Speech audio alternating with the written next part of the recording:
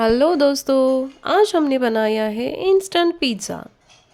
अगर आप भी पिज़्ज़ा खाने के शौकीन हो और आपको पिज़्ज़ा बनाने में कोई परेशानी आती हो तो आप मेरी ये वीडियो बिना स्किप किए एंड तक वीडियो ज़रूर देखिए। और हाँ, अगर आपने मेरे चैनल को सब्सक्राइब नहीं किया तो बेल आइकन को प्रेस कीजिए और मेरे चैनल को सब्सक्राइब कीजिए। हेलो दोस्तों, मैं हूँ आपकी दोस्त स्नेहल। आप सभी का स्वागत है आपके अपने स्नेहल्स कोल्हापुरी किचन में। और आज हम बनाने जा रहे हैं इंस्टेंट पिज़्ज़ा। तो इंस्टेंट पिज़्ज़ा बनाने के लिए हमें चाहिए एक रेडीमेड पिज़्ज़ा बेस और उसी के साथ हमें लगेगा पिज़्ज़ा या फिर पास्ता सॉस। इसी के साथ हमें लेना है मोज़रेला चीज़। तो मैंने ये सारी चीज़ें एक कटोरी में निकाल कर ली है ताकि स्प्रेड करने में आसानी हो। तो सबसे पहले हमें पिज़्ज़ा बेस को बीच में से काट कर लेना है। पिज़्ज़ा को बीच में से काटने के बाद हमें इस पर मेयोनीज लगा कर लेना है।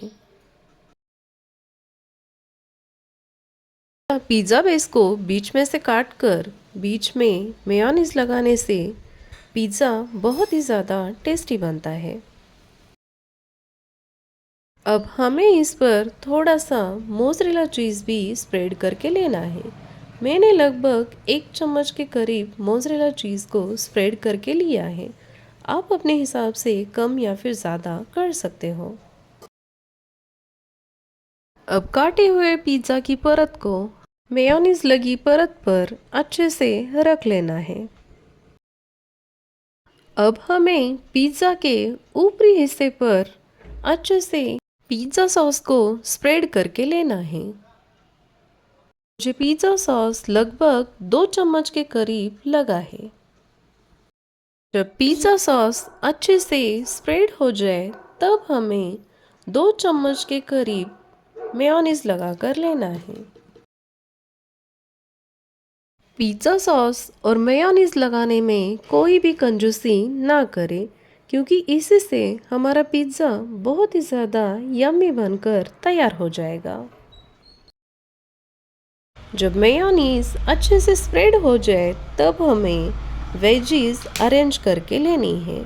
आप अपने हिसाब से कोई भी वेजीज ले सकते हो। मैंने यहाँ पर सिर्फ प्याज और टमाटर का इस्तेमाल किया है।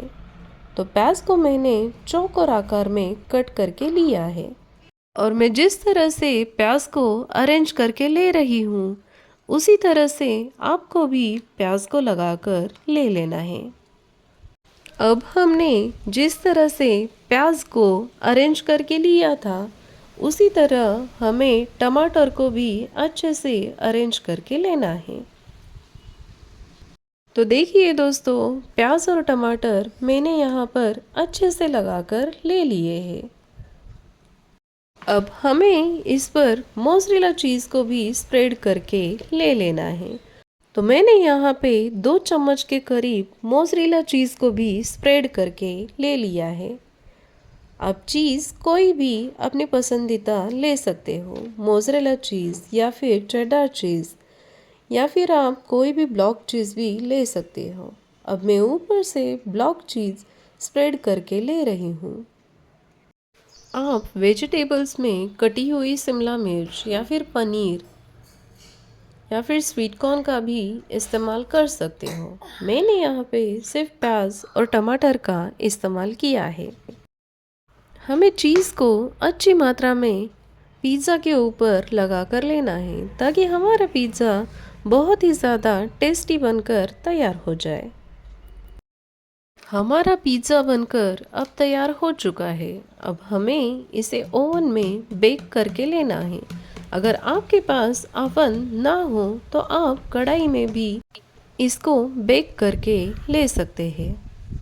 तो मैंने ओवन प्री हीट करने के लिए 10 मिनट का टाइमर लगाकर रखा है और सिलेक्टर को मैंने बोथ मोड पर रखा है ताकि ऊपर और नीचे वाली दोनों रॉड गर्म हो जाए।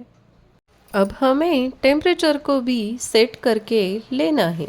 हमें टेम्परेचर को 180 या फिर 200 के करीब सिलेक्ट करके लेना है। और टेम्परेचर मैंने 180 डिग्री सेल्सियस रखा है। तो 10 मिनट प्री हीट करने के बाद तो देखिए दोस्तों, यहाँ पर ऊपर और नीचे वाली दोनों रॉड गर्म हो चुकी है। अब हमें पिज़्ज़ा को बेकिंग ट्रे में निकाल कर ले लेना है। बेकिंग ट्रे पर हमें थोड़ा सा ऑयल या फिर घी से उसको ग्रीस करके लेना है ताकि पिज़्ज़ा बेस नीचे से ना चिपके। और मैंने यहाँ पर कुछ ओरिगैनो स्प्रिंकल करके ले लिए हैं। आप पिज़्ज़ा बेक होने के बाद में भी ओरिगैनो डाल सकते हो। तो हमने पिज़्ज़ा बेक करने के लिए ओवन में डाल दिया है और टाइमर को 30 मिनट पर सेट करके ले लेना है। 30 मिनट के बाद हमारा पिज़्ज़ा रेडी हो जाएगा। अगर दोस्तों आपके पास ओवन नहीं हो तो आप कढ़ाई में भी पिज़्ज़ा बेक कर सकते हो। पहले कढ़ाई ले लीजिए, फिर उसको 5 मिनट तक प्री हीट करके ले लीजिए। फिर उसमें एक स्टैंड रख दीजिए। फिर एक प्लेट को ग्रीस करके लीजिए और उसमें पिज़्ज़ा बेस रख दीजिए। और ये पिज़्ज़ा बेस वाली थाली कढ़ाई में रखे हुए स्टैंड पर रख दीजिए। अब कढ़ाई को ढककर कम से कम 20 से 25 मिनट तक बेक करने के लिए ऐसे ही छोड़ दीजिए। तो देखिए दोस्तों, हमारा भी पिज़्ज़ा बनकर तैयार हो चुका है। प्लेट को हमने ग्रीस किया था, इसलिए हमारा पिज़्ज़ा बिल्कुल आसानी से निकल आया। अब हमें पिज़्ज़ा बेस के ऊपर थोड़े से ओरिगैनो और चिली फ्लेक्स को स्प्रिंकल करके ले लेना है ताकि पिज़्ज़ा का टेस्ट और ज़्यादा बढ़िया हो जाए।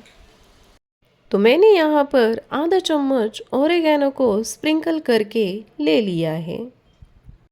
अब आधा चम्मच चिली फ्लेक्स को भी स्प्रिंकल करके ले लेते हैं।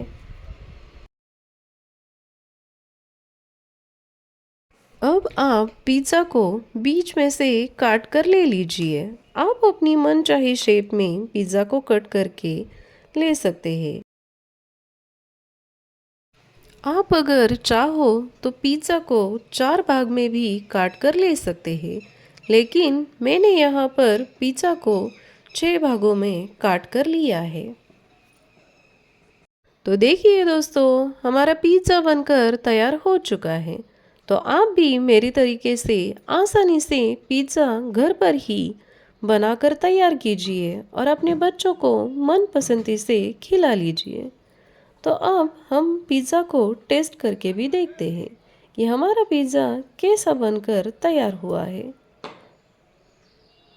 तो दोस्तों, पिज़्ज़ा बहुत ही ज़्यादा टेस्टी बना है। अगर आपको मेरे वीडियोस अच्छे लगते हो तो प्लीज़ मेरे वीडियोस को लाइक कीजिए, अपने फ्रेंड्स और फैमिली के साथ शेयर कीजिए और स्नेहल्स कोल्हापुरी किचन को सब्सक्राइब कीजिए। Thank you.